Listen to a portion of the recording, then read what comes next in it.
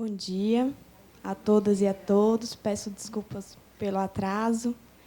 A gente tem um protocolo aqui a seguir, mas depois eu gostaria de quebrá-lo um pouquinho em razão de tudo que está acontecendo no Rio de Janeiro. O meu nome é Thaisa, sou vice-presidente da Associação Nacional dos Defensores Públicos. Vou fazer aqui um pouquinho de mestre de cerimônias também no nosso evento. A Associação Nacional de Defensores Públicos, a Escola Nacional dos Defensores Públicos do Brasil e a Defensoria Pública do Distrito Federal, por meio dessa escola, tem a honra de dar as boas-vindas a todas e todos os participantes do seminário A Mulher na Defensoria Pública. Através do tema A Mulher na Defensoria Pública, buscaremos promover reflexões de modo horizontal acerca de questões relacionadas aos direitos das mulheres na sociedade e, especialmente, no âmbito da Defensoria Pública, ou seja, focando não apenas na realidade das defensoras e servidoras da instituição, mas também na mulher assistida pela Defensoria Pública. Aqui, eu acho que já cumpre justificar um pouco da ausência da defensora Lívia Cáceres.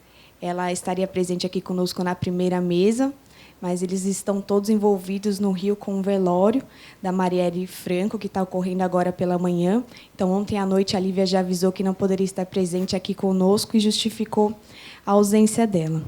A gente preparou um vídeo explica um pouquinho sobre a trajetória da Marielle, a militância política dela. A gente gostaria de passar aqui para vocês uma forma de homenageá-la também. Porque uma coisa é você morar, nascer, viver na favela, outra coisa é você reivindicar e usar desse lugar de favelada para estar fazendo política de outra maneira.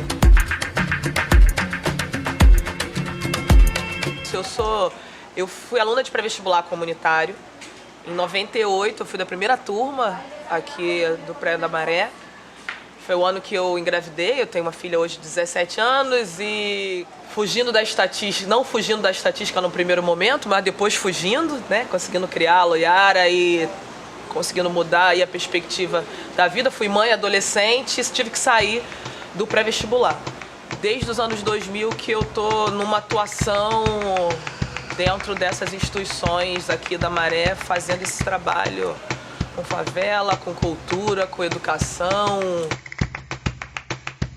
Esse lugar que sim é marcado por uma violência de todos os lados, onde a gente está exposto à opressão por muitas das vezes, diz que a gente não compactua com isso, que a gente não tem que normalizar o entrar na favela e ter que acender as luzes, ou sair da favela e ter que ouvir de agente de segurança que ainda não matou ninguém. Então, a gente vai entrar, a gente vai sair, a gente vai fazer política, a gente vai resistir, a gente vai dar a cara e é isso. Isso é uma das coisas que me orgulha.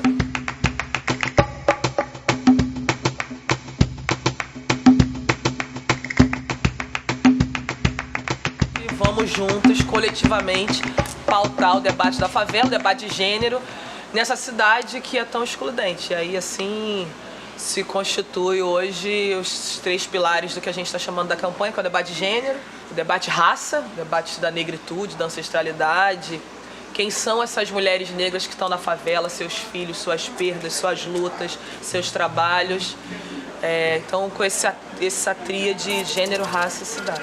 Essas mulheres que estão hoje aqui na Maré não estão ainda no diálogo sobre cis, trans, cis hétero, binário. Acho que é uma pauta que o movimento feminista precisa colocar, está colocado como outros, como aborto, como o debate da autonomia da mulher. Mas a gente vai precisar falar sobre creche, sobre o lugar das mulheres na favela, sobre como que essas mulheres estão vulneráveis e ficam na violência, por exemplo, com a sensação de estar expostas à violência, como é que isso bate. Então, fazer essa disputa é fazer essa disputa pelo campo de gênero. Então, nessa perspectiva do diálogo, que vai ter que entender qual é o papel que a gente vai fazer com o Estado, e isso é central para a minha concepção hoje, a afetividade e a assertividade que as mulheres têm. E aí não é sensibilidade, não é mimimi, é firmeza, é a compreensão maior desse processo que está colocado.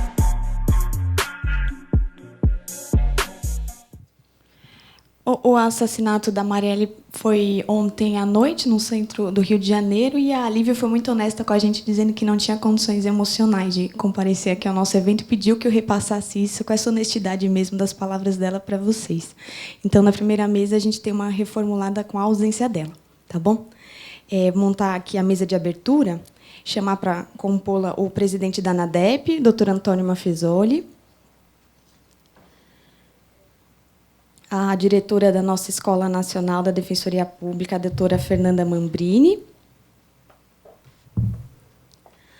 a subdefensora pública geral do Distrito Federal, representando o CONDEG e a Defensoria do Distrito Federal, doutora Carla Núbia Rodrigues de Souza, e a representante da Comissão Especial das Mulheres da ANADEP e da Coletiva de Mulheres Defensoras Públicas do Brasil, doutora Dulciele Almeida.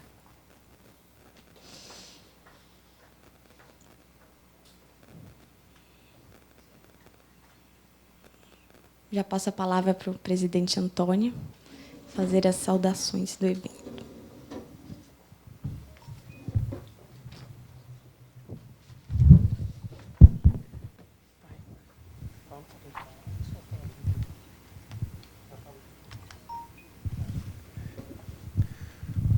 Bom dia a todas e a todos.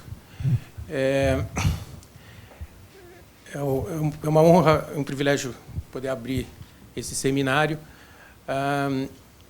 e confessando, sem demagogia, o incômodo que sinto desde o começo do meu mandato há um ano atrás, de, em primeiro, presidir uma associação de uma carreira que é majoritariamente feminina.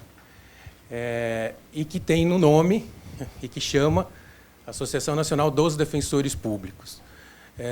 Pelo menos nesse segundo ponto, a gente caminha para a alteração do estatuto, é um processo que já está em curso, para alterar o nome da associação para a Associação Nacional das Defensoras e dos Defensores Públicos.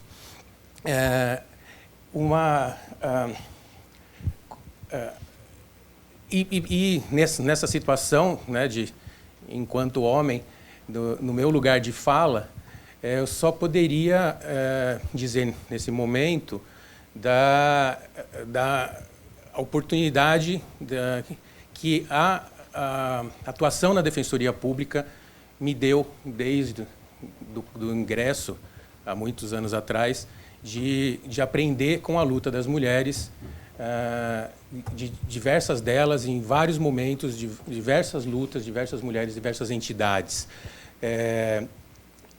E eu cito, porque foram muito importantes na minha vida, Maria Amélia Teles, a Deise Benedito, da Fala Preta, mais recentemente, numa luta muito inglória e muito difícil das Mães de Maio, a Débora Silva, né, de um coletivo de mulheres que luta pelo reconhecimento da morte dos filhos pela polícia em maio de 2006 em São Paulo.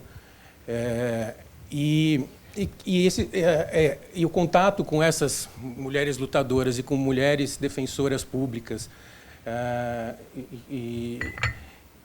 permitiu a mim um aprendizado e um conhecimento mais profundo que não tinha antes, né, como vindo de uma sociedade machista, no meu caso de classe média.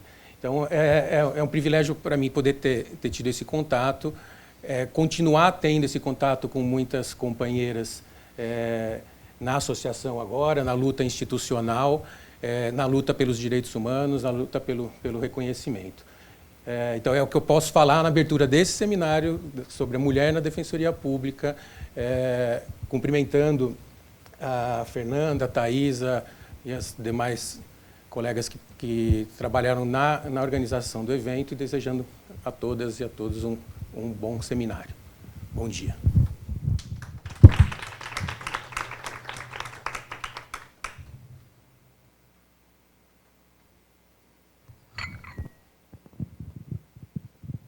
Fernanda, nossa diretora da escola agora, por favor. Bom dia a todas e a todos. Cumprimento especialmente aqui os integrantes da mesa. É uma grande satisfação participar da realização desse evento em homenagem ao Dia da Mulher, ao Mês da Mulher. Em uma época de significativos retrocessos, faz-se necessário lutar não apenas pelo reconhecimento de direitos ainda ignorados, mas até mesmo pela mantença das conquistas que se acreditavam já consolidadas. A mulher ainda enfrenta uma série de intempéries durante toda a sua vida. Desde a infância, quando ouvimos nos mandarem fechar as pernas ao sentar ou nos enchem de cor de rosa, até o ambiente familiar em que as atividades domésticas são destinadas às filhas, em favorecimento aos filhos, e ao âmbito profissional, em que as interrupções das mulheres em reuniões e a apropriação de ideias são frequentes, são muito mais frequentes do que se imaginaria em pleno ano 2018. Isso para dar apenas alguns exemplos de como se reproduzem a misoginia e o machismo na nossa sociedade. Nós, mulheres, lidamos com inúmeros desafios que não são sequer cogitados por quem não se identifica com esse gênero. A violência da qual se fala quando se busca igualdade não é só a física, mas aquela que se materializa diariamente com cada uma das mulheres, em grau maior ou menor, mesmo com relação àquelas que se consideram favorecidas, privilegiadas no contexto do patriarcado reinante. A Defensoria Pública é o espaço no sistema de justiça em que se vislumbra o maior equilíbrio na distribuição dos cargos entre homens e mulheres. E também, por se tratar de serviço público, não se pode falar em salários diferenciados em razão do gênero. Ainda assim, os cargos de liderança são majoritariamente ocupados por homens. E atos de interrupting, mansplaining, appropriating, gaslighting, não gosto de usar expressões em inglês, mas ainda não tenho os correspondentes em português, são frequentemente praticados, muitas vezes sem que os seus autores sequer percebam que estão praticando esses atos. No passado, ganhou destaque um episódio verificado no Supremo Tribunal Federal, em que a ministra Carmen Lúcia se referiu a uma pesquisa que concluiu que em todas as cortes constitucionais em que havia mulheres, essas eram interrompidas 18 vezes mais do que os homens, nas mesmas condições. Narrou, então, que a ministra Sotomayor, da Suprema Corte norte-americana, lhe teria perguntado como era no Brasil, ao que ela teria respondido que ela e a ministra Rosa Weber nem sequer poderiam falar, razão pela qual não eram interrompidas. Essa é a triste realidade. Mas, enquanto as mulheres são sexualizadas ou infantilizadas no exercício das suas profissões, os homens ainda acham que essas reclamações são exageros e que a adoção de uma postura politicamente correta em excesso, como se diz, tem deixado o mundo mais chato. Em vez de enxergar a justiça e a igualdade, vem tédio no respeito aos direitos das mulheres. Por todos esses motivos, ainda é necessário realizar atos e eventos tratando da temática, buscando combater essas falácias que estão consolidadas. E não se pode tratar, evidentemente, apenas da mulher defensora ou servidora da instituição, posto que essas ainda contam com uma série de garantias que tornam mais fácil o combate às violações. Deve-se analisar também as usuárias dos serviços da Defensoria Pública, suas batalhas diárias e o caminho trilhado pelo reconhecimento de seus direitos. É necessário unir-se nessa luta sem ignorar as diferenças, mas encampando as causas umas das outras. Por isso, fala-se em uma noção interseccional de feminismo, com base na qual se pretende orientar esse evento, respeitando ainda o lugar de fala de cada mulher. Talvez eu esteja me estendendo além do permitido nessa oportunidade, mas eu não conseguiria ser mais breve quando se trata de um assunto de tamanha relevância. Quando nós integramos um país que, de acordo com pesquisa divulgada em 2016, levará 95 anos para alcançar a igualdade de gênero, de acordo com o Fórum Econômico Mundial. Quando o Brasil registra a morte violenta de uma mulher a cada 2 horas. Quando a subnotificação dos crimes sofridos por mulheres não permite nem mesmo que as estatísticas correspondam à realidade.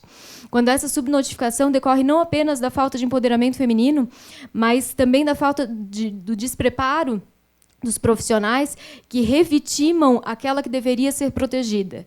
Quando se acredita que a punição é a solução para todos os males em detrimento da educação. Nós não podemos nos calar diante de tudo isso. Para finalizar, portanto, eu agradeço a presença de todas e de todos, desejando que esse evento seja um sucesso e contribua para a luta por igualdade e por justiça. Obrigada. Obrigada, Fê. Agora eu passo a palavra à Subdefensora Pública Geral do Distrito Federal, doutora Carla Núbia Rodrigues de Souza.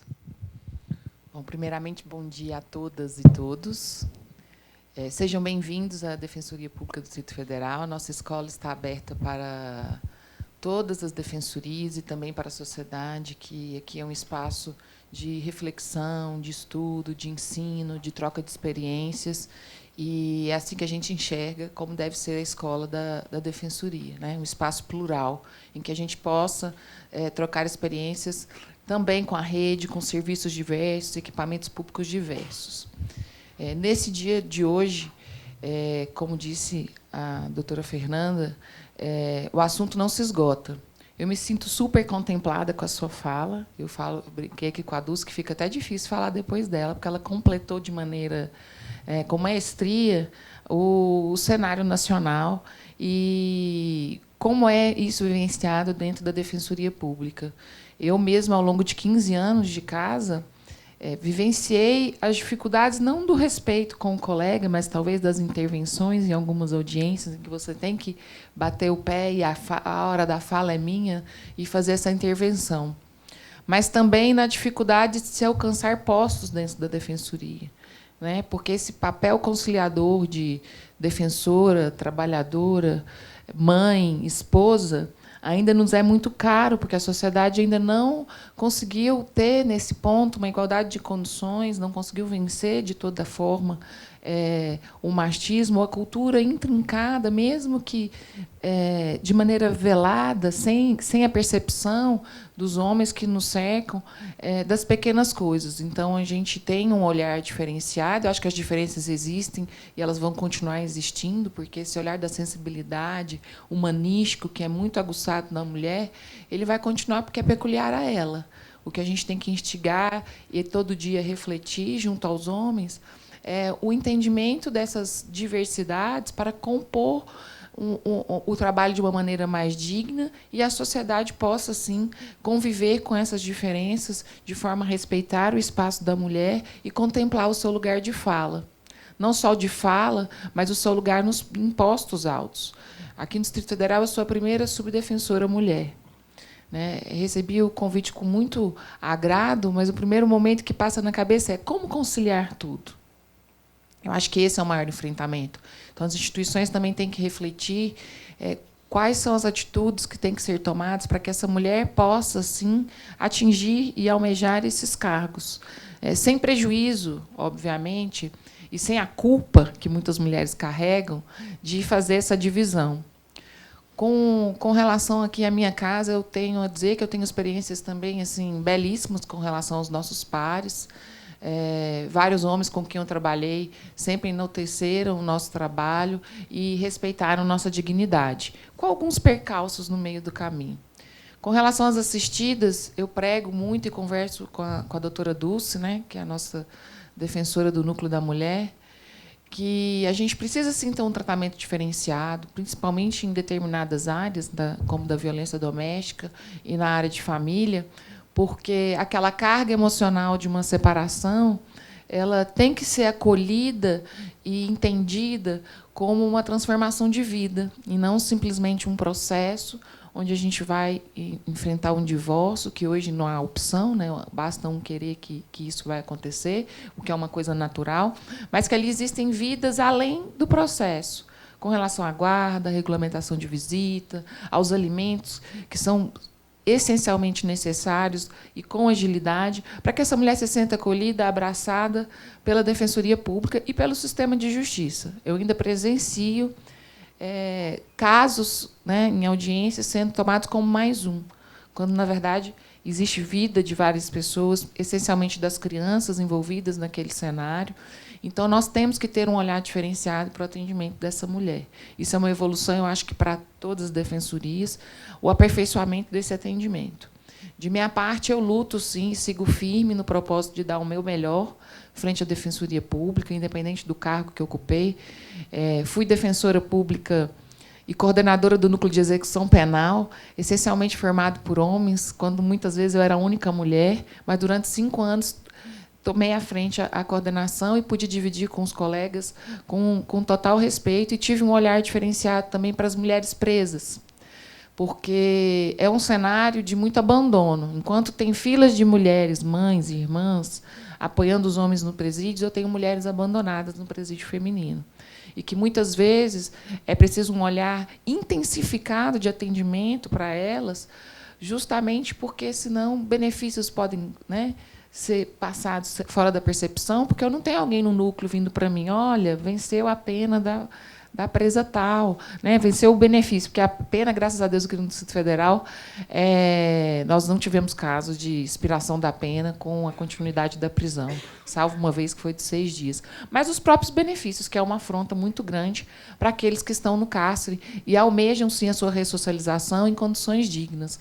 As mulheres presas, grávidas e mães, né? Um entendimento melhor dessas necessidades e um acompanhamento junto à vara da infância, os serviços que, muitas vezes, por elas estarem presas, já querem caminhar para a adoção. A gente tem que muito avançar nesse cenário. É uma reflexão de todos. Eu espero sempre poder contribuir. Estou à disposição aqui no Distrito Federal, independente do cargo que ocupar. E só tenho a elogiar. Eu acho que é uma iniciativa que ela tem que se repetir ano a ano, para que a gente possa ter esse espaço de reflexão, de escuta e de troca de experiências. Obrigada.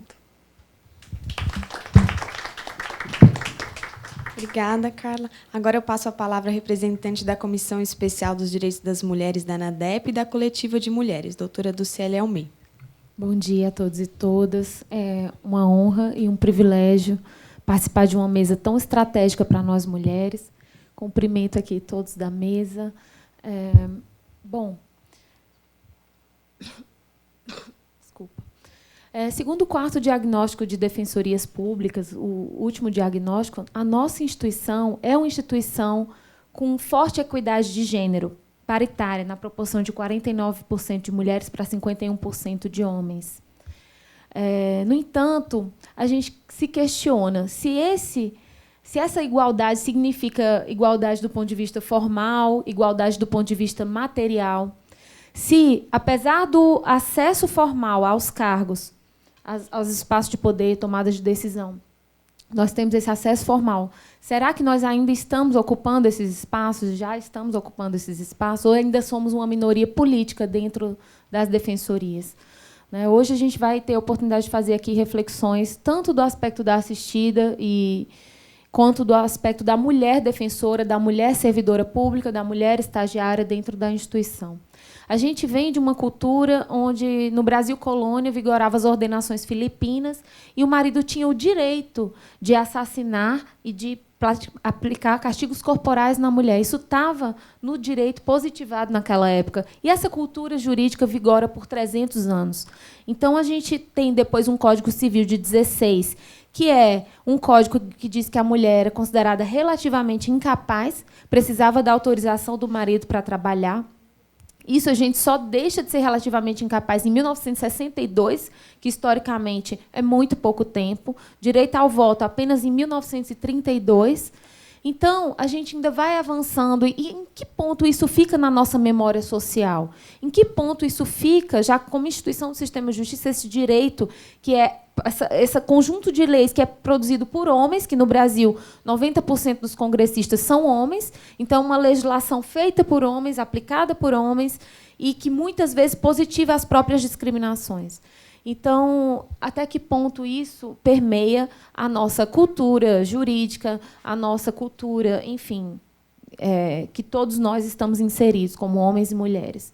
Então, aqui a gente vai fazer algumas provocações, ampliar esse debate no meu espaço, no horário da minha fala, mas, mais uma vez, agradeço a participação de poder trazer essas discussões aqui para a gente conseguir que a nossa defensoria seja uma instituição com mais igualdade de gênero, com mais equidade de gênero, com relações mais igualitárias entre homens e mulheres. Obrigada.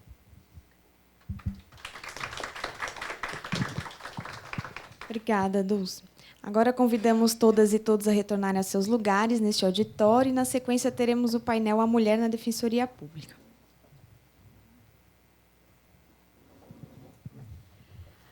Para compor a mesa do painel A Mulher na Defensoria Pública, convidamos a vice-presidente da ANADEP, doutora Thaís Oliveira, que será a moderadora deste debate. A palestrante doutora Duciele Almeida, coordenadora do Núcleo da Defesa da Mulher no Distrito Federal e representante da Comissão Especial dos Direitos Humanos dos Direitos das Mulheres da ANADEP, perdão.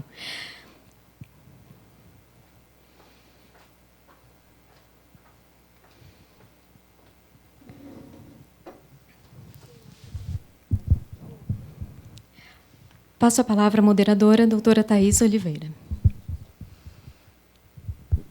Bom dia, então, a todos e todas mais uma vez. Vamos iniciar, já lamentando de novo a ausência da Lívia, que com certeza teria muito a contribuir aqui conosco no dia de hoje. É uma defensora muito querida no Rio de Janeiro e no Brasil. Espero que tudo corra bem lá no Rio de Janeiro. Bom, quando a Thaisa me fez o convite para participar, a ideia era que no painel tivesse uma pessoa que trouxesse um arcabouço teórico, fizesse uma revisão teórica sobre a questão da mulher, e uma pessoa que estivesse mais na ponta atuando. Então, eu atualmente sou coordenadora da Comissão da Mulher do CONDEG, mas fui coordenadora da Comissão da Mulher da ANADEP, e sou membro da comissão, embora não mais coordenadora, que agora é a coordenadora a doutora Rita Castro, que está de férias. E, há 6 anos, coordeno o Núcleo Especializado de Defesa dos Direitos da Mulher, daqui do Distrito Federal. Então, a gente pensou em duas perspectivas, na perspectiva da assistida, na perspectiva da mulher, membro da instituição, estagiária, servidora. Em relação às assistidas, aqui, gente, vamos problematizar algumas questões. A gente quer ampliar o debate, a gente quer trazer provocações. Por exemplo, a questão da priorização institucional da defesa do réu. É óbvio que a Defensoria é uma instituição nova, a gente surge no momento pós-ditadura, onde ocorriam inúmeras violações de direitos humanos, mas a gente também tem a missão constitucional e a missão institucional de fazer a defesa das mulheres em situação de violência. A gente não tem atribuição apenas para a defesa do réu. É óbvio que a defesa do réu é importante, existe nulidade se não houver defesa do réu, ela é necessária e ela é o carro-chefe da instituição, muitas vezes.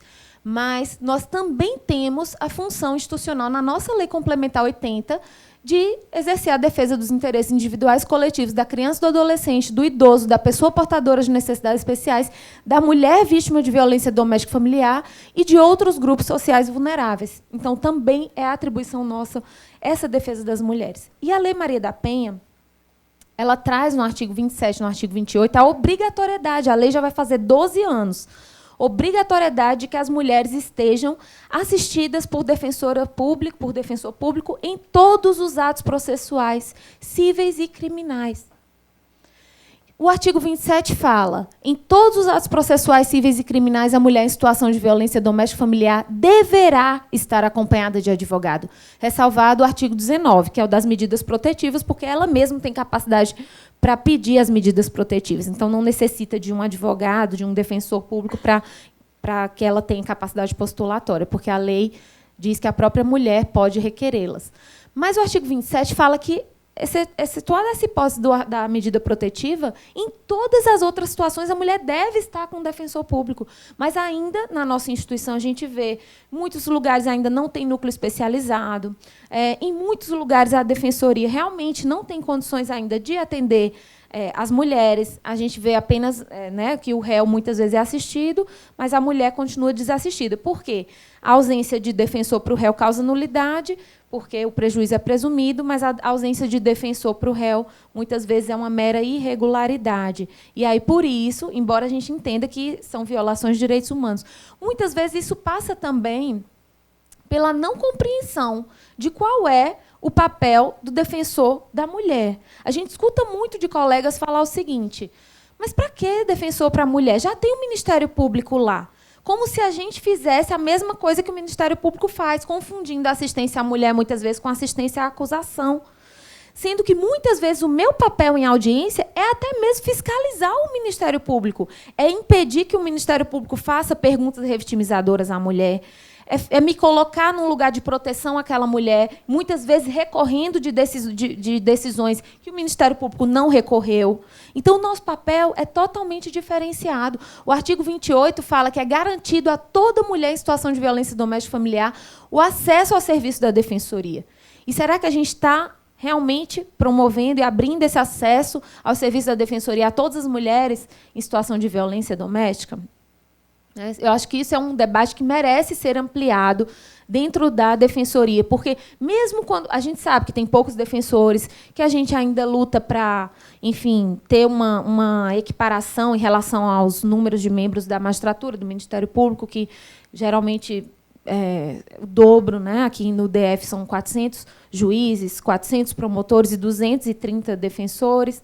Então, numa audiência de violência doméstica em que eu preciso de um juiz, um promotor, eu precisaria de 2 defensores. Então, só que a gente vê que é uma questão de escolha política, muitas vezes, mesmo com novas nomeações, muitas vezes não há ainda essa compreensão da necessidade, principalmente, muitas vezes, em interior. Às vezes, a mulher fica realmente sozinha, porque, de fato, a escolha da instituição acaba sendo realmente a defesa do acusado. Não que não seja importante, quero deixar muito claro que também é importante, mas a gente precisa ampliar o debate para dizer que a mulher também merece ser assistida pela defensoria, que a mulher também, que também é atribuição nossa, a defesa dessa mulher, isso está na nossa lei complementar, isso está na Lei Maria da Penha, e que a gente ainda não cumpre a contento.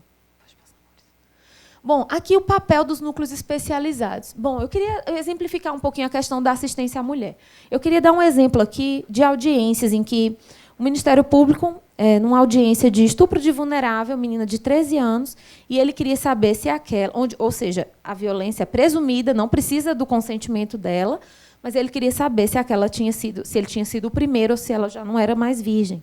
Veja, o próprio Ministério Público como violador dos direitos da mulher. Então, qual é o papel da defesa da mulher? Excelência, pela ordem, requer que essa pergunta seja indeferida, porque não tem pertinência, é irrelevante se ela era ou não era virgem, ela não tinha capacidade de consentir, ela é uma criança, é uma adolescente, enfim.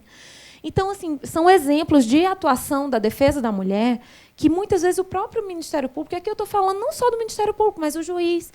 Só essa semana eu fiz 3 reclamações contra o indeferimento de medidas protetivas. O Ministério Público deu ciência.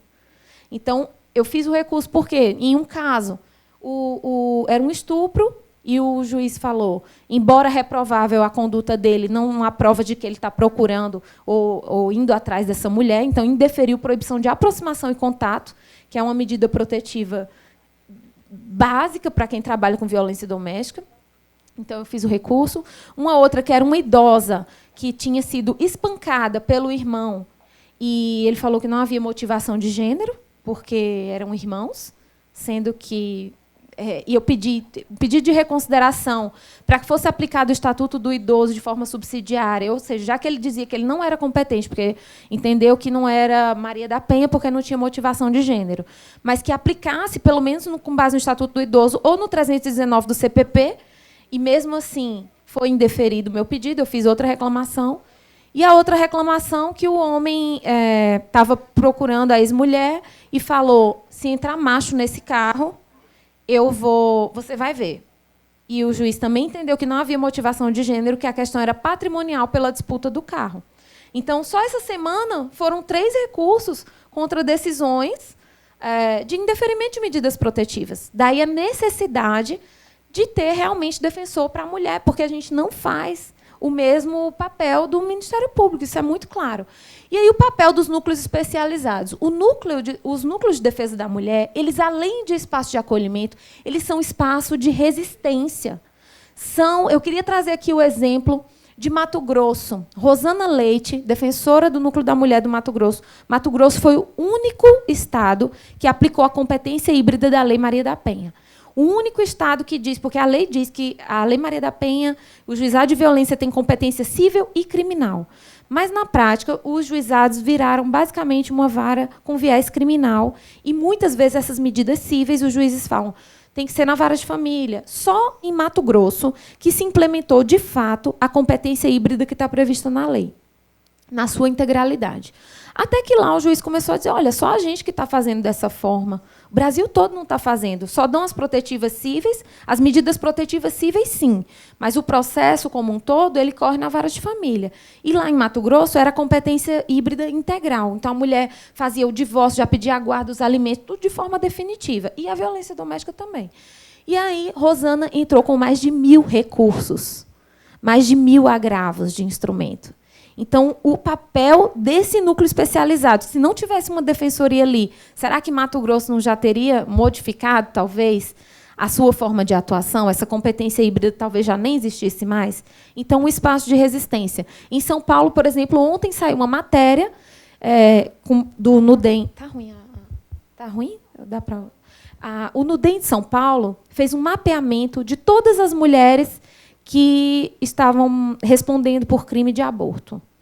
A partir desse levantamento, o Nudem São Paulo fez habeas corpus para todas elas. E já estão saindo os primeiros trancamentos de ação penal, com base na atuação de Ana Rita Prata, com base na atuação do Nudem São Paulo. O que aconteceu? O Tribunal de Justiça de São Paulo disse que a quebra do sigilo médico, porque eram denúncias a partir da quebra do sigilo médico, era nula tudo aquilo e mandou trancar a ação penal.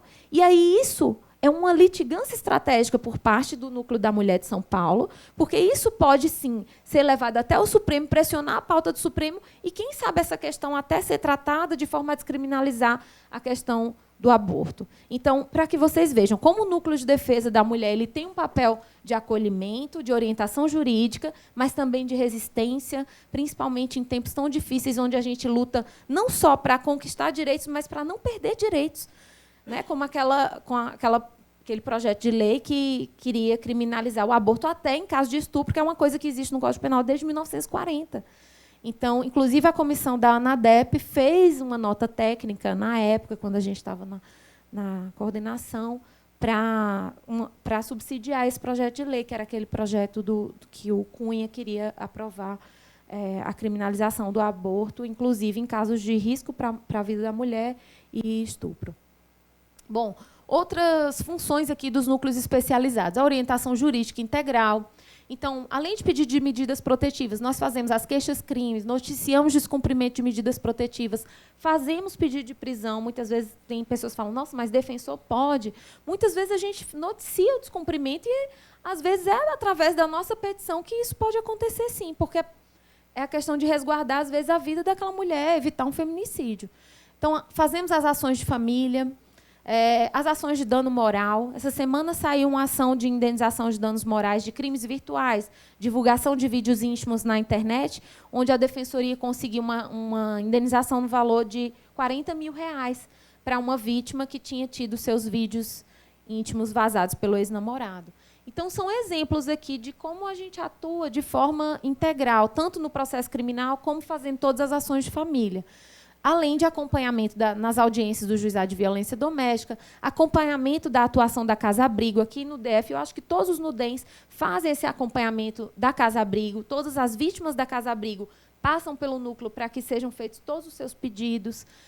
Casa da Mulher Brasileira, onde existe, né? Alguns estados têm a Casa da Mulher Brasileira, a Defensoria é um parceiro importantíssimo. Praticamente, o maior número de atendimentos da Casa da Mulher Brasileira do DF é da Defensoria. Tem judiciário, tem MP, tem defensoria, tem acolhimento psicossocial. A gente só perde para a triagem, porque 100% vai para a triagem. Mas, em segundo lugar, vem a defensoria. E acompanhamento de projetos de lei, enfim, o Núcleo da Mulher ele realmente tem um papel fundamental na execução, na fiscalização dessas políticas públicas, na construção dessas políticas públicas. Então, muitas vezes, essa questão do não entendimento, da não compreensão da relevância do papel da defesa da mulher é uma crítica que a gente faz aqui para que a gente possa ampliar esse debate, para que a gente possa realmente fortalecer e ampliar o atendimento. Aqui uma questão polêmica também, defesa criminal e a violência nos discursos. Gente, eu quero dizer que isso não é uma coisa da Defensoria, é uma coisa de todo o sistema de justiça. Muitas vezes a mulher ela é revitimizada nessa questão dos estereótipos, sim, na defesa criminal. Essa é uma tese da Renata Tavares, que é a defensora do Rio de Janeiro, que ela defende, né, os direitos humanos como limite ético na defesa dos acusados de feminicídio no tribunal do júri. Então, ela fala, o papel do defensor público na promoção dos direitos humanos subjaz em duas premissas. Uma obrigação positiva de assegurar o exercício e pleno gozo desses direitos através do exercício das suas atribuições, mas também uma obrigação negativa de abster-se de adotar determinadas atitudes que visem aprofundar ou manter uma situação de discriminação perpétua, especificamente no caso de violência contra a mulher e mais ainda no caso de feminicídio, onde persiste até os dias atuais a tese da legítima defesa da honra do homem. Então, eu queria deixar claro que as defensoras que trabalham comigo atuam de forma profundamente ética e não se utilizam de defesas que culpabilizam a mulher pela violência sofrida, mas a gente sabe que isso não é uma realidade em todo o Brasil. E também não é, mais uma vez, uma crítica à defensoria, mas uma crítica ao sistema de justiça, porque muitas vezes isso parte de promotores, isso parte de juízes, isso parte de advogados particulares. É o que a nossa assistida sofre enquanto vítima, porque o direito penal ele é profundamente violento e opressor para as mulheres. Desde o registro da ocorrência, todo mundo sabe uma centena de exemplos de mulheres que foram maltratadas em delegacias ao registrar a ocorrência, que foram, enfim, desmotivadas, mandadas embora. É o pai de seus filhos, tem certeza que você vai registrar a sua ocorrência. Isso vai prejudicar, ele pode perder o emprego. Até que a mulher, mesmo ultrapassando aquela primeira barreira, muitas vezes é desacreditada. Eu peguei um caso aqui de estupro de vulnerável também, que a menina relatou para a mãe que tinha sido abusada pelo padrasto, e quando a mãe foi levar, a delegacia não acreditou muito na versão, encaminhou para o ML e deu... o laudo deu negativo, o que não quer dizer nada, não quer dizer que não ocorreu estupro, porque o estupro não é só conjunção carnal, mas a delegada brigou com a mãe, dizendo, e falou na frente da menina de 14 anos, enquanto eu estou aqui com casos realmente graves de mulheres realmente vítimas de violência, a senhora vem aqui com essa menina para contar essa mentira aqui, enfim. Então, como as mulheres ainda são revitimizadas pela segurança pública, pelo sistema de justiça como um todo, por todos os atores e atrizes, inclusive mulheres, porque as mulheres também reproduzem machismo por estarem inseridas nessa cultura machista, que todo mundo nasce, cresce, enfim. E é muito comum que mulheres também naturalizem e reproduzam essas violências. Então, finalizando aqui a parte da Renata, ela fala, em hipótese alguma, isso pode significar uma limitação de atuação no campo de defesa, que deve ser amplo. Então, reforça a ampla defesa. Ela quer garantir a ampla defesa, mas, efetivamente, no reconhecimento de que essa defesa deve ser ética e feita dentro dos parâmetros institucionais previstos na Constituição.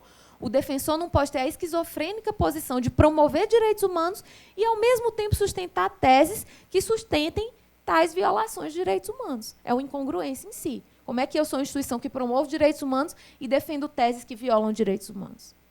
Então, essa é uma crítica que a Renata faz, já tem e existe muita resistência, eu sei, porque muitas pessoas entendem isso como uma limitação ao direito de defesa, mas, na verdade, não é. A defesa pode ser ampla e, ao mesmo tempo, ser ética. Aqui, as possibilidades aqui de sugestões, né, em relação às assistidas. Isso, gente, ainda sem falar das mulheres presas, das revistas vexatórias, que o Estado, muitas vezes, ao invés de comprar um scanner corporal, ainda submete as mulheres àquelas visitas vexatórias, que tem que agachar, que tem que pular, que tem que ficar nua. Enfim, uma série de violações também. As assistidas sofrem diversas violações em vários níveis, dentro da instituição e do sistema. Mas aqui as possibilidades, né, do campo de vista da destinatária do nosso serviço, das nossas assistidas, das usuárias do serviço. Mas criação de mais órgãos de atuação de defesa da mulher, criação e fortalecimento de núcleos especializados de promoção e defesa dos direitos da mulher. Então, criação onde não existe e fortalecimento dos núcleos especializados onde eles já existem. Capacitações em gênero para defensores, defensoras, servidoras, estagiárias. Essas são algumas das coisas que a gente pode, num primeiro momento, lembrar, pensar, mas depois a gente pode ouvir vocês, para quem... Acho que depois a gente pode até, né, Thaisa, fazer uma carta ou um levantamento de sugestões para que a gente possa levar para o âmbito da ANADEP, para o âmbito das nossas instituições. Agora, em relação às mulheres da defensoria, defensoras, servidoras, estagiárias. Esse gráfico ele é do 4º diagnóstico da Defensoria Pública do Brasil. Aqui é em relação às defensorias estaduais. Em relação à DPU, ela é majoritariamente de homens, 67% homens. Em relação às defensorias estaduais, não. Existe uma quase paridade, mas é aquilo que eu falei na abertura. Essa paridade, né, de homens e mulheres, esse acesso formal aos cargos de defensor público, isso significa realmente igualdade material ou nós ainda somos uma minoria política dentro da nossa instituição? Pode passar. O trabalho feminino remunerado ele se situou numa divisão sexual vertical do trabalho, segundo o qual as mulheres, como grupo, estão em desvantagem em relação aos homens, em termos de salário, não no caso do concurso público, mas na iniciativa privada, sim. ascensão funcional e condições de trabalho.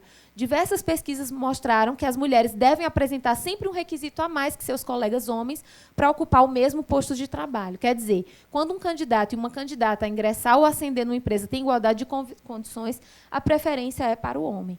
Isso, na coletiva, a gente percebeu inúmeros relatos. Eu queria falar um pouco da criação do coletivo, que depois virou coletiva, que, na verdade, ele surge a partir de um encontro na PUC do Rio sobre gênero e raça.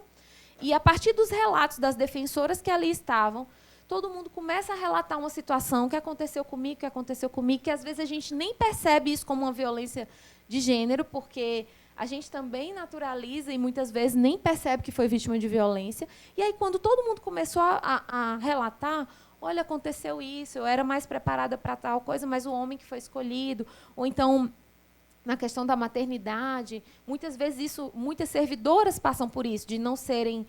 quando eu era servidora do judiciário, em alguns gabinetes de desembargador, se você, por ser mulher, em idade reprodutiva, muitas vezes você era preterida, porque é mulher, vai ficar grávida, vai ficar um tempão de licença. A gente sabe que isso acontece, às vezes não de forma dita, mas de forma implícita, enfim. E aí o coletivo surge desse momento como um espaço com menos amarras institucionais, um espaço de sororidade entre as defensoras públicas, para que a gente pudesse compartilhar ali as experiências. E aí, pode passar. O conceito de pirâmide ocupacional baseado em gênero, diretamente vinculado a essa dita divisão sexual vertical no trabalho, indica que as mulheres contam com menos possibilidade de promoção a cargos mais altos que os homens, e a combinação dos efeitos perversos da divisão vertical e horizontal do trabalho pode ser verificada nos setores de atividade nos quais a presença de mão de obra feminina é maior. Porém, os cargos hierarquicamente mais altos são ocupados preferencialmente por homens. E os mercados de trabalho recrutam mulheres de maneira seletiva, diferentemente do que ocorre com os homens. Existe uma forte preferência para as mais jovens, mais escolarizadas, as que não têm um companheiro, solteiras, divorciadas, viúvas.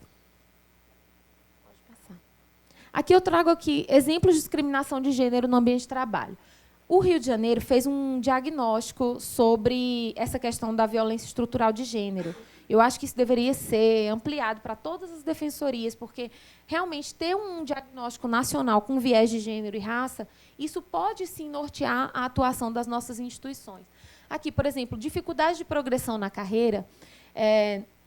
Como é que funciona? Isso, eu fui num evento, fui convidada semana passada para falar num evento da Associação dos Juízes Federais, da AJUF, sobre violência institucional.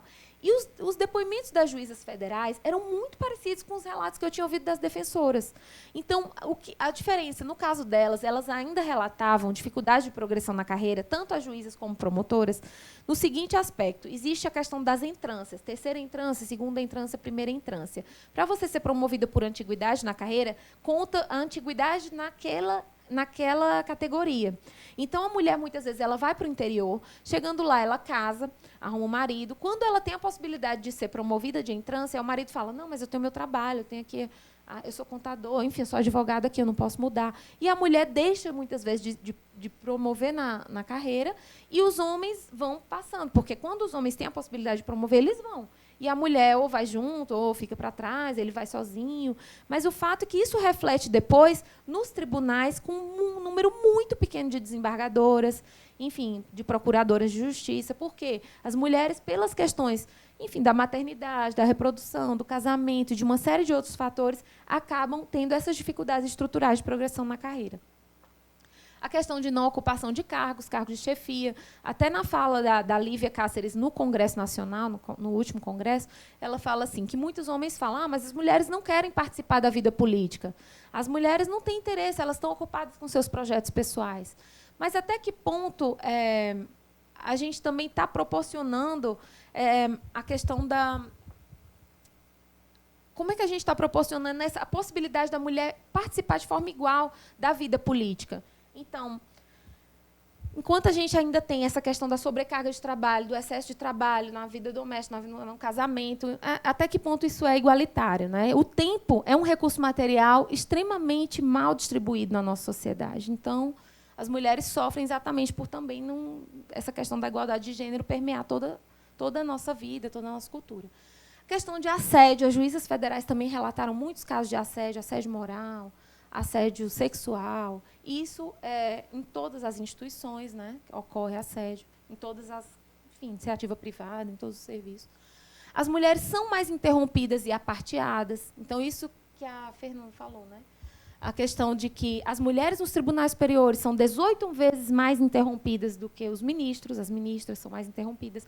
As mulheres em reuniões de trabalho são mais interrompidas, mais aparteadas o tempo inteiro. Isso pode também ser considerado como violência de gênero.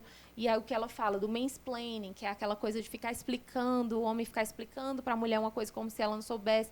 Ou então o interrupting, que é essa interrupção. O bropriation, que é quando um homem se apropria da ideia de uma mulher. A mulher acabou de falar, ninguém escutou.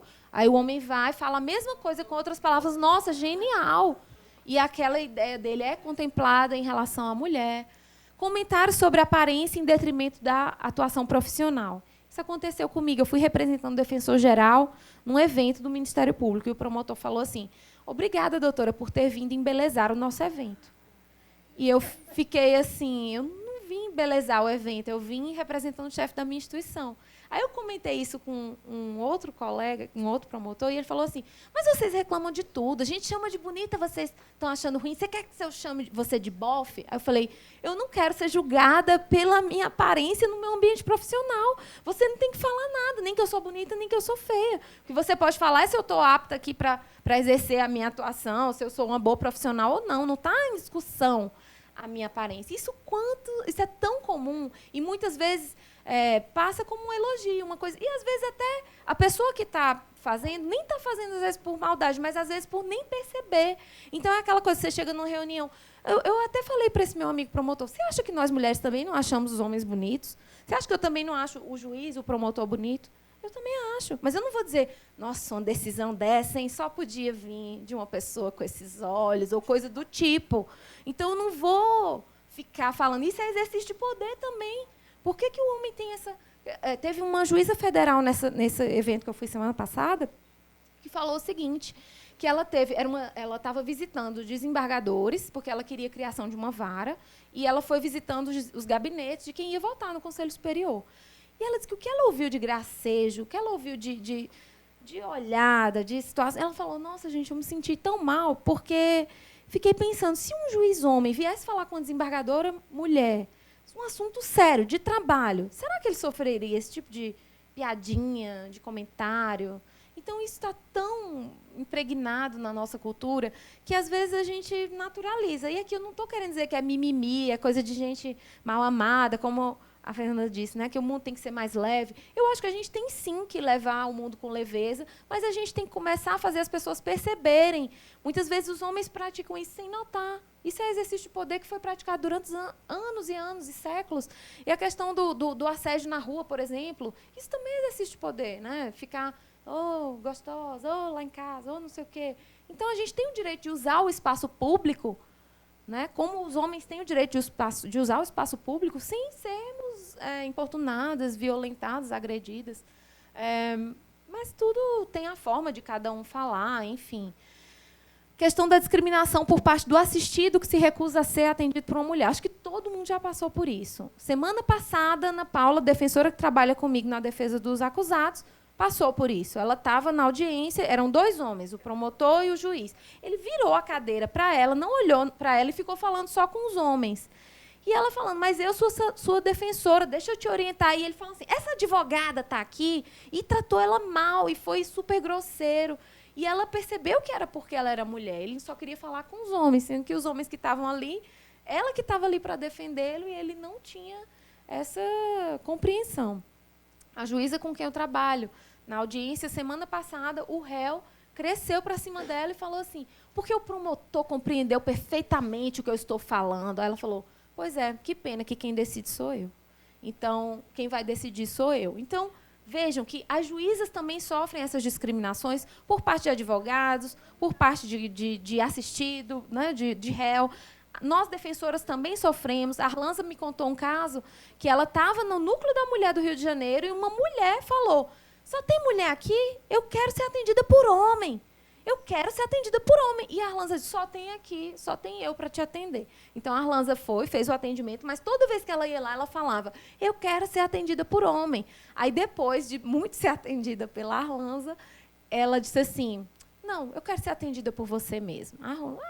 Mas você mudou de ideia? É porque você olha no meu olho, você olha no olho da gente. Então, se sentiu, viu que a escuta era qualificada, que o atendimento era acolhedor, mas queria ser atendida por homem porque achava que um advogado homem que era melhor que um defensor homem seria melhor que uma defensora mulher. Então, aqui são alguns exemplos que eu fui lembrando, mas todo mundo vai ter inúmeras histórias para contar. Uma promotora, lembrei mais um caso. Promotora de justiça aqui do DF, que teve um bebezinho, isso eu posso falar porque ela autorizou. Licença maternidade. Quando o bebê estava com 4 meses, o bebê faleceu. 10 dias depois que o bebê tinha falecido, o Ministério Público fala, volte ao trabalho, a licença é para... o bebê morreu, não tem justificativa para você continuar de licença maternidade. E aí ela chorou, falou que não era justo, que ela tinha direito sim à licença, que ela iria recorrer. E aí depois eles reconheceram e voltaram atrás. Mas são exemplos de violência institucional de gênero que nós, como membros das instituições, estamos suscetíveis, né, de sermos vítimas. Pode passar. Então, que mecanismos institucionais nós temos para fomentar relações de gênero igualitárias dentro das nossas instituições? Aí eu fui lembrando, eu fui colocando aqui, mas não necessariamente precisa ser assim. Acho que é só uma coisa para a gente ter um primeiro debate. Então, um diagnóstico de gênero a ser realizado em todas as defensorias, a exemplo da pesquisa realizada pela Defensoria do Rio. Então, para a gente conseguir trabalhar com alguma hipótese, com algum problema, acho que primeiro a gente tem que ter diagnóstico, né? A gente tem que ter esse levantamento nacional. Acho que seria muito bacana da ANADEP encampar isso nacionalmente por todas as associações, esse diagnóstico de gênero, talvez até utilizando esse questionário do Rio de Janeiro ou implantando um outro, não sei. Fomentar a participação de mulheres nas instâncias de decisão, sensibilizar e capacitar numa perspectiva de gênero, ter locais de escuta. Por exemplo, a gente fala muito em local de fala, mas a gente tem local de escuta?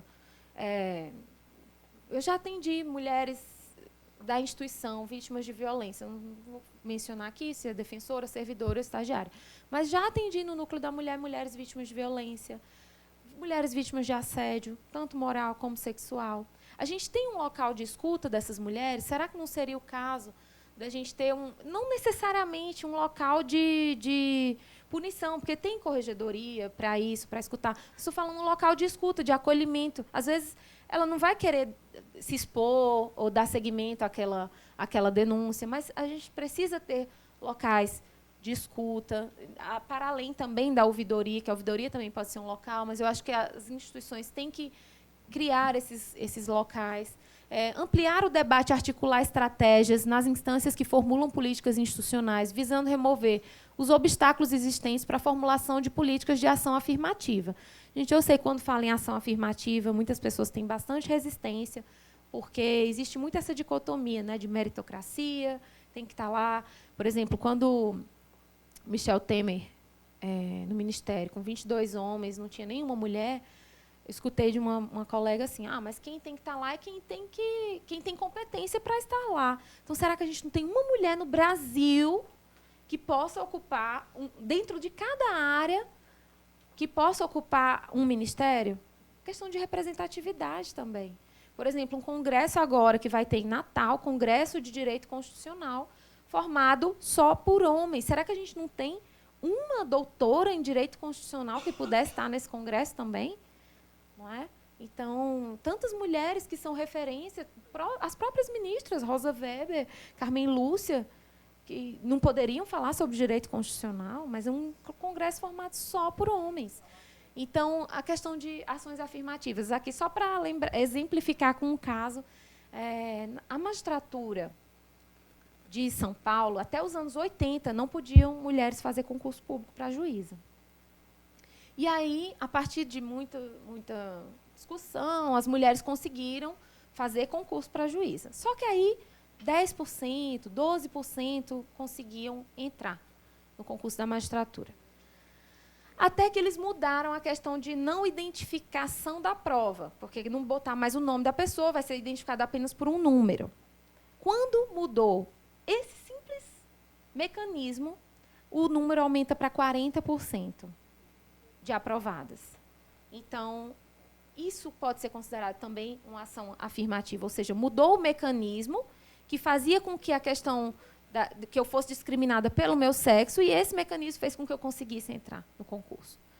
As musicistas das orquestras sinfônicas dos Estados Unidos, nos anos 70, eram apenas 6% de mulheres na orquestra sinfônica. Quando eles passaram a fazer audições cegas, ou seja, sem saber que era uma mulher que estava tocando, esse número sobe para 21%. Então, até que ponto não era a discriminação de gênero? Ela não era escolhida porque ela era mulher. Então, quando a gente fala em ação afirmativa, é nessa perspectiva de que as duas situações, mecanismos foram utilizados para que as mulheres pudessem ter acesso, enfim, a um espaço que não era delas por discriminação de gênero. Aqui eu botei, mas isso aqui é só enfim, uma coisa que eu pensei. Criação de comitê permanente para questões de gênero, com atribuições de elaboração, execução e acompanhamento de plano de ação para a equidade de gênero. Na SPM, antes, eles tinham um projeto de equidade de gênero dentro das empresas. Então, algumas empresas aderiam. Por exemplo, na Eletronorte. E aí tinha plano de ação, com metas, no primeiro momento a gente vai fazer um diagnóstico, no segundo momento a gente vai fazer uma capacitação, depois a gente vai fazer um monitoramento. E isso, várias empresas foram aderindo, selo equidade de gênero, para dizer que aquela empresa valoriza, que isso tem uma qualidade democrática dentro daquela empresa, daquela instituição. Então, às vezes, um comitê, ou então, não necessariamente um comitê, porque a gente já tem as comissões também, mas sempre ter alguém com uma perspectiva de gênero e raça dentro dos mais diversos grupos. Quando a gente cria um grupo para, enfim, desenvolver alguma coisa na defensoria, será que a gente está pensando nas interseccionalidades? Porque eu quero aqui reforçar que, para a mulher negra, a situação é muito pior. Então, se eu estou falando de dificuldade de mulheres brancas, as mulheres negras elas enfrentam uma dificuldade muito maior. Inclusive, tinha juíza negra nesse evento, ela falou que o tempo inteiro ela é parada em blitz, porque ela está naquele carro, eles acham que o carro não é dela, ela é parada na segurança, porque eles não acham que ela é a juíza, ela não é, enfim, por ela ser negra, é muito mais difícil para ela estar naquele lugar, ela tem que mostrar a competência dela, muito mais do que, enfim, uma mulher branca, ou muito mais do que os homens, né?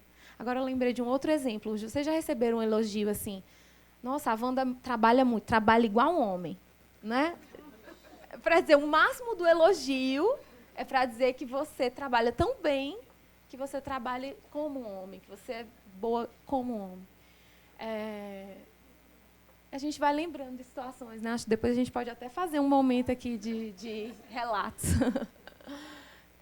A questão do fortalecimento das comissões, né? A comissão da ANADEP é super importante, porque o foco da comissão da ANADEP é nos projetos de lei, no monitoramento essa parte legislativa tem isso muito forte, né? A comissão do CONDED tem um viés mais de padronização, de atendimento, de uniformização, de enunciados. Então, são comissões igualmente importantes, cada um com uma relevância e com um papel próprios. Inclusão de questões de gênero no concurso, tem gente que defende paridade na banca, cursos de formação de defensores, estagiários, servidores, tem que ter, sim, um módulo de como acolher uma mulher, de como não revitimizar essa mulher. Então, aqui são alguns exemplos de coisas que a gente pode pensar para ampliar esse debate. Então, aqui, trabalhar em direção à igualdade passa necessariamente por criar densidade social para a questão de gênero, de forma a promover a mudança no comportamento da instituição. Essa densidade constitui-se e pode ser avaliada pelo número de pessoas envolvidas e ou sensibilizadas para esse trabalho e para a defesa desses pontos de vista, pela repercussão social que esses temas encontram e por mudanças de forma e de conteúdo na formulação de problemas e soluções para as questões que afetam as trabalhadoras em geral. Para isso, são necessárias várias atividades e iniciativas que visam construir e ampliar o debate, as quais preparam as lideranças mulheres e homens, estabelecendo diálogos e negociações dentro da instituição. Então, é importante que todo mundo esteja sensibilizado, os homens, as mulheres, porque até o meu marido estava falando assim, de tanto que eu falo em casa, vou falando, ele fala, nossa, amor, eu acho que eu fiz um interrupting ontem na reunião, eu interrompi a minha colega de trabalho, porque ela estava falando, mas ela não lembrava da palavra. Aí eu completava, sendo que uma vez eu errei, nem era aquilo que ela queria dizer, eu acho que eu fui grosseiro.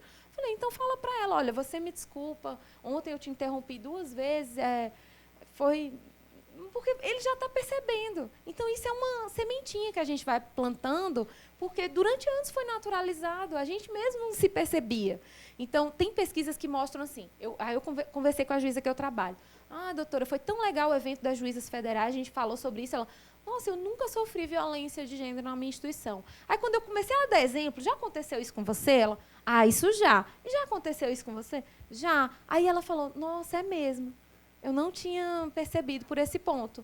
Uma outra juíza comentou que estava grávida, e ela era juíza substituta, e o juiz titular disse que ela não podia usar o banheiro dele. Então, ela descia uma escadaria, grávida, barrigão, porque ela não podia usar o banheiro dele, que era o juiz titular, que era só dele. Então, são coisas assim que você, às vezes, nem percebe. Mas, quando outra pessoa vai falando, quando a gente vai escutando os relatos, a gente percebe que, realmente, é dessa forma, é naturalizado, e a gente precisa mudar. E aí, para isso, passa por essa questão da densidade social para questões de gênero, de forma a sensibilizar. Existe, sim, resistência, mas a gente só pode falar totalmente em meritocracia quando as pessoas partem do mesmo ponto, nas mesmas condições de igualdade. Então, enquanto uma pessoa tem até uma charge que fala assim, o homem vai subir, ele vai de elevador, e a mulher tem, 6 andares para subir.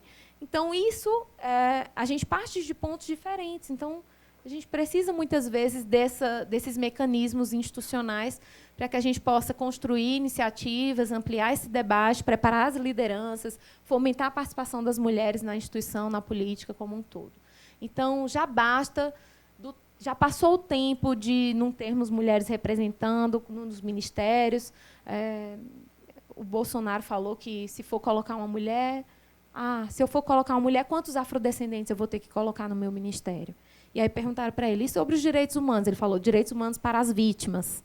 Então, assim, a gente quer estar representado. A gente não quer que só o olhar do homem seja o olhar majoritário, hegemônico, que vai dizer qual é a política que vai ser realizada, porque a gente precisa de mulheres nesses espaços para que tenham esses outros olhares, para que possam dar, né, as nossas vivências, enfim, para que a gente possa estabelecer instituição e um país com qualidade democrática.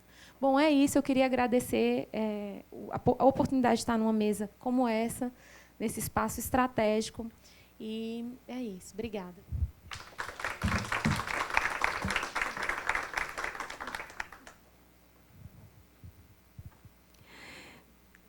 Você sabe que eu estava ouvindo você falar e eu lembrei a minha história, gente. Eu tomei posse na Defensoria Pública em outubro de 2013.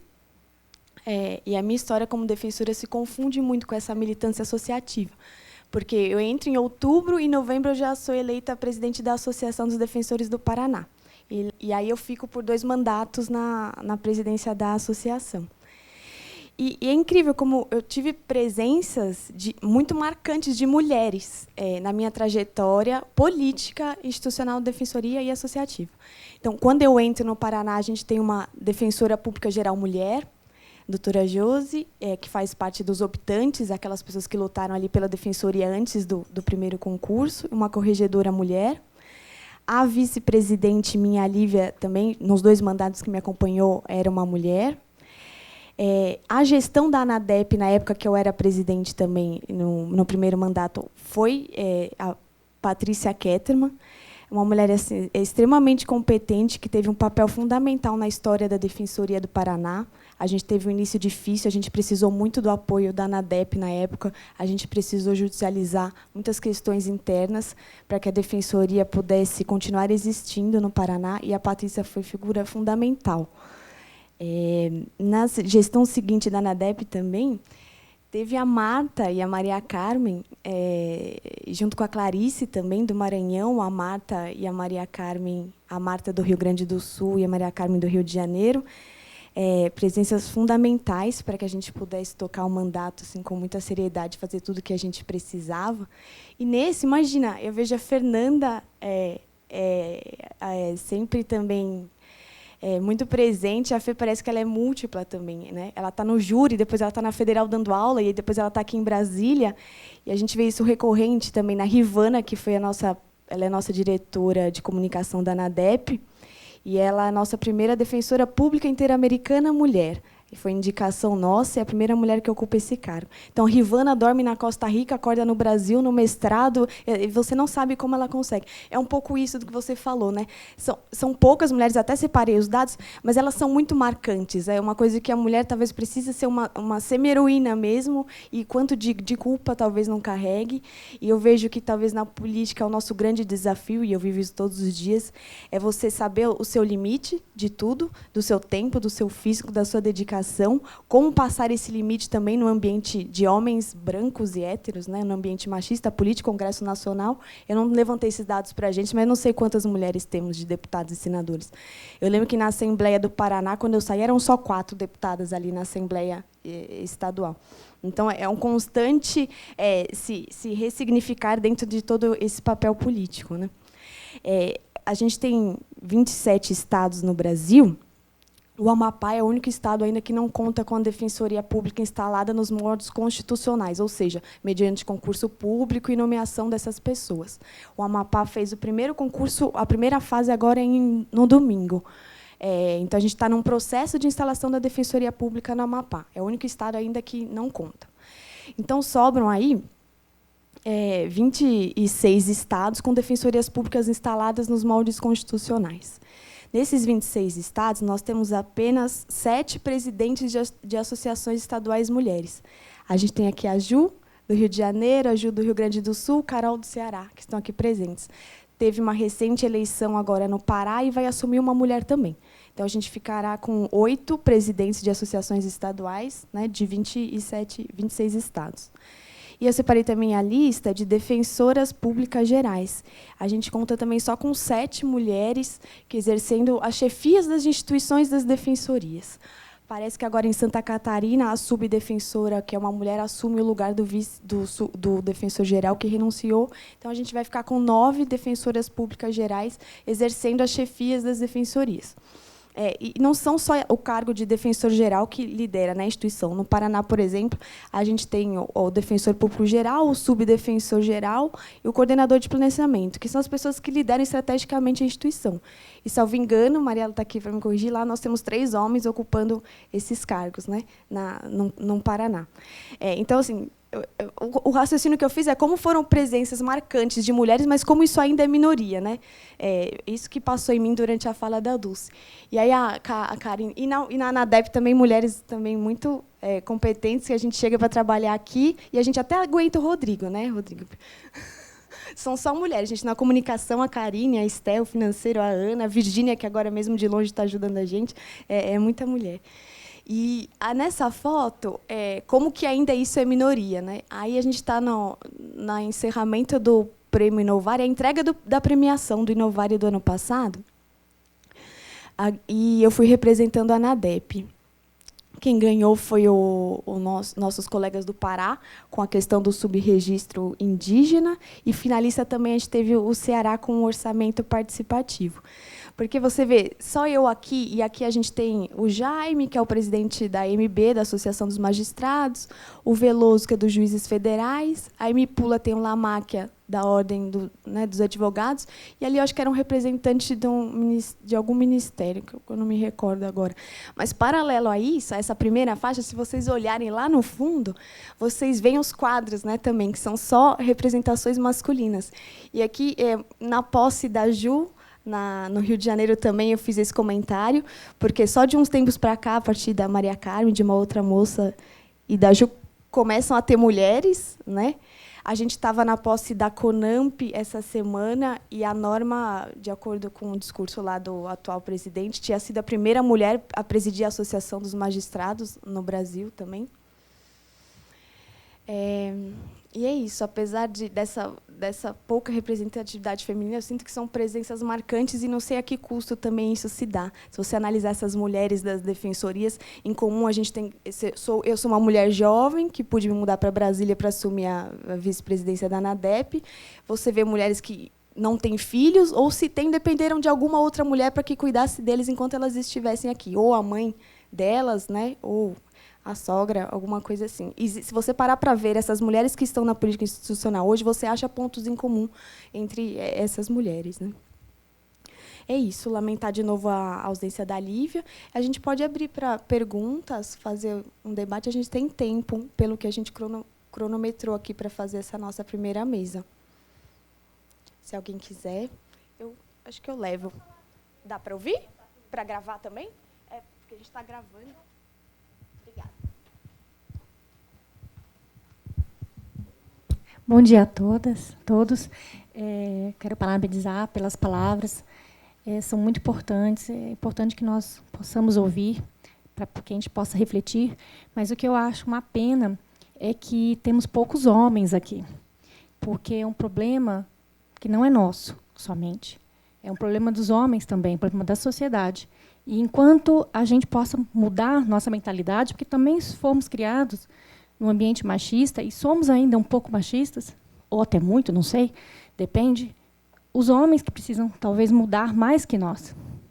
A gente precisa buscar nossos direitos, batalhar, lutar, resistir. Mas a mentalidade masculina precisa mudar também. E eu acho uma pena que nós estejamos aqui, numa manhã tão proveitosa, e tenhamos tão poucos homens que possam ouvir situações que talvez eles passem e nem percebam. Então, fica aqui o meu registro de indignação por isso. Isso aqui mostra o quanto os homens desprezam situações vividas pelas mulheres. Nós não temos aqui praticamente colegas defensores, não temos coordenadores de núcleos, não temos homens defensores, nem servidores, quase, salvo algumas poucas exceções, para poder ouvir essas palavras. Talvez a mudança tenha que partir da gente também, da defensoria como um todo. Porque só a gente ouvindo, a gente está replicando, está ouvindo o que a gente passa, o que a gente vê. Mas e aí? E os homens? Quando que eles vão ouvir? Quando que eles vão mudar? Parece-me que não há muita intenção disso, muito desejo. Então, é somente isso. Bom dia a todos e a todas. Alguém mais?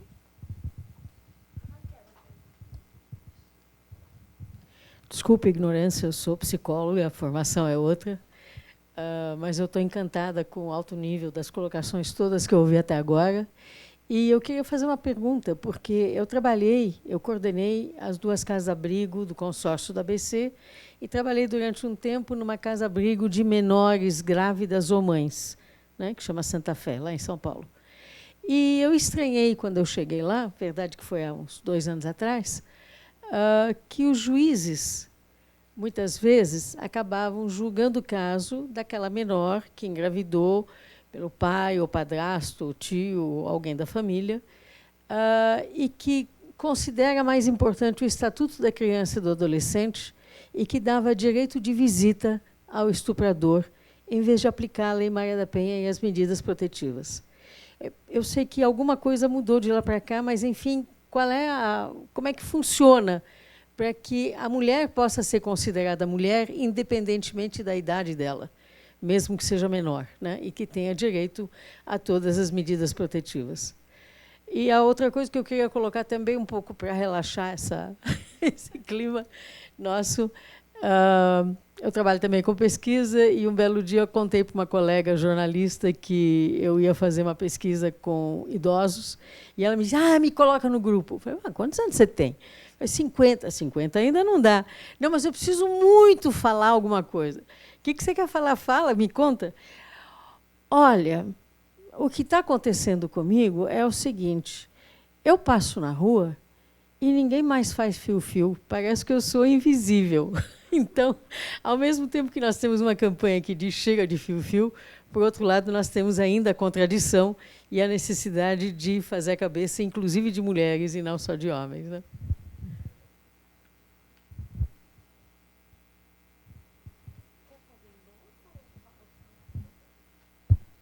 Bom, em relação à questão da transgeracionalidade, lembrei de um caso de uma senhora que eu atendi na audiência, que ela falou assim, ela estava sendo vítima de violência pelo filho.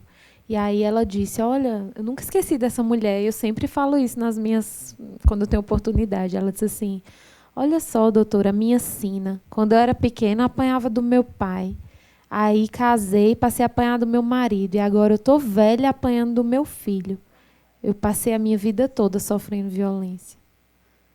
E realmente a violência ela é transgeracional muitas vezes na vida das mulheres. Isso que você falou, tem lugares que entendem que quando tem a criança ou adolescente é vítima de violência doméstica, dependendo da configuração do Estado, pode ser numa vara da infância. Aqui no Distrito Federal, tudo passa pelo juizado de violência doméstica familiar contra a mulher, independente da idade, porque a gente entende que é uma questão de gênero que pode ser desde a infância, a vida adulta e até, né, enquanto idosa. Então, aqui no Distrito Federal, o processo da mulher vítima de violência doméstica familiar fica num juizado, independente dela ser criança, adulta ou idosa. Agora, eu não sei se era essa a tua pergunta, a questão do estuprador ter direito à visita por causa do estatuto. A criança tem direito ao pai. Então, o juiz julga que tem direito a uma visita do pai. E aquela mulher que foi estuprada acaba tendo que aguentar aquela visita semanal. Eu acho que existem, dependendo da gravidade da situação, existem... aí acho que talvez alguma colega da infância possa dar mais esclarecimentos. Não sei se tem alguém aqui da infância e da juventude. A Cláudia, né, Cláudia? Depende da atuação da defesa, né? Lá no Tocantins, por exemplo, a gente defende a proibição da visita. E os juízes acatam, na maioria dos casos. Se é caso de violência contra o menor, fica suspensa as visitas. Mas eu acho que ela quis dizer violência contra a mãe, não é? A mãe foi estuprada. A mãe a menor também. Da menor. Sim. Nossa, então realmente. Ontem a gente fez uma audiência com um caso parecido. As crianças foram abrigadas, mas o padrasto e a mãe ficaram impedidos de visitar, porque, enfim, a mãe também estava participando, e aí a mãe e o padrasto foram impedidos de visitar as crianças no abrigo. Mas eu acho que depende muito do caso concreto, né, da situação. E essa situação do assédio, eu acho que nós também, mulheres, a gente também foi criada nessa cultura. Eu acho que quem vai falar muito bem sobre isso hoje à tarde é a Valesca Zanello. Inclusive, convido quem puder assistir a palestra da Valesca Zanello, é imperdível. É uma palestra sensacional que abre muitos olhos da gente para várias coisas. Então, depois que a gente coloca essa lente de gênero, a gente não consegue mais tirar, a gente começa a enxergar em tudo. Então, a gente fica prestando atenção nas coisas e, nossa, isso aqui, antes a gente não via. Depois que a gente abre o olhar para isso, a gente não consegue mais não ver. Mas a palestra da Valesca vai abordar bastante esse tema que a senhora trouxe. Bom dia a todas e a todas. Meu nome é Denise, sou defensora pública do Estado de Tocantins, estou aqui com a minha colega Wanda. Também faço parte do coletivo de defensoras públicas nacional e já temos lá no Tocantins nosso coletivo de defensoras públicas, que ainda está, né, de fase embrionária, a gente ainda está, né, dando os primeiros passos. E achei muito interessante, né, as propostas que você colocou, né, o que a Defensoria Pública pode fazer em prol da igualdade de gênero. Eu acho que nós, como instituição vocacionada a fazer a diferença, né, de promover direitos humanos, a gente tem hoje em vigor os Objetivos do Milênio da ONU, que prega, né, a paridade de gênero, né, que é o 50-50. Então, eu acho que nós, como Defensoria, também podemos fazer essa proposta para que implantemos dentro da nossa instituição a paridade de gênero nas nossas representações de classe, né? Eu acho que dentro da Defensoria Pública, né, enquanto instituição, dá para fazer isso nas diretorias, nos órgãos, né, nas posições de decisão, que seja, né, uma política afirmativa, né, implantada pela Defensoria Pública, e nos conselhos superiores também, que se tenha, né, uma determinação legal de que seja respeitada a paridade de gênero. E nós, enquanto associação, né, nas comissões da ANADEP, nas diretorias, a gente poderia também pleitear, né, pelos coletivos, essa paridade, que eu acho que, como é uma questão, né, como foi muito bem abordada, cultural, se a gente não fizer essa política afirmativa, por toda essa dificuldade que nós mulheres temos de acessar, né, os postos de comando, por todas as situações, fica realmente difícil. Mas é uma discussão sempre polêmica, porque vai, né, encontrar resistência. Mas nós temos aí uma determinação internacional, que é um dos objetivos do milênio, né, e por que não a Defensoria Pública, né, enquanto instituição, não fazer o dever de casa e, de repente, dar exemplo para as outras instituições?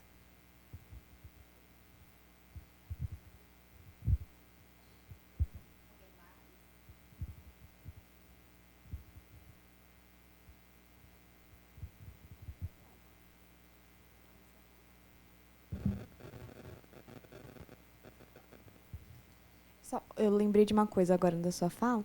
A gente está em época de realização da campanha nacional da ANADEP, né? Todo ano a gente tem uma campanha temática. E esse ano vai ser do subregistro e tal. E na reunião da comunicação, Karine está ali, não vai deixar eu mentir. Como que para a gente ainda é estranho essa questão do gênero e colocar nas peças nossas da comunicação da ANADEP, nos cards, em tudo, porque aí é defensores e defensoras. Aí põe na chamada também. Ah, mas fica estranho. Eu achei estranho, porque na chamada fica grande. Como a gente não está habituado e como toda mudança ela incomoda muito, incomoda nós mulheres também, assim. São pequenas coisas no nosso dia a dia, mas que a gente vê como está tão, né, intrínseca essa questão. Gerou um debate enorme. A gente ficou a reunião a manhã inteira debatendo uma série de coisas, mas isso tomou boa parte da reunião. Teve que ter votação, assim, super complexo, né? Ana Rita comentou que, em alguns lugares, a carteira da defensora não vem defensora pública, vem defensor público, não é? Não sei se a carteira de todo mundo é assim. Pois eu tenho que ver, não sei a minha. Também não sei. Olha aí, Maria. Defensor público. Eu perguntei isso para as juízas, ela disse que o delas vem juíza de direito, não vem juiz de direito. Ah, que bom, Mariela, ótimo. Defensor, olha só, tá vendo? Defensor público, não tem a flexão de gênero na nossa carteira.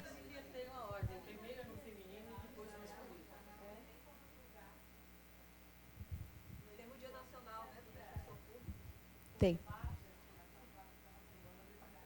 Não, é só para... Porque isso já foi... eu acho que várias defensorias têm... A gente nem percebe, né? Mas a questão da inclusão na linguagem também, né? Como um auditório com 50 mulheres e um homem faz a gente flexionar o gênero para que aquele homem seja representado ali. Então a gente fala, bom dia a todos, porque tem um homem num auditório com 50 mulheres, né?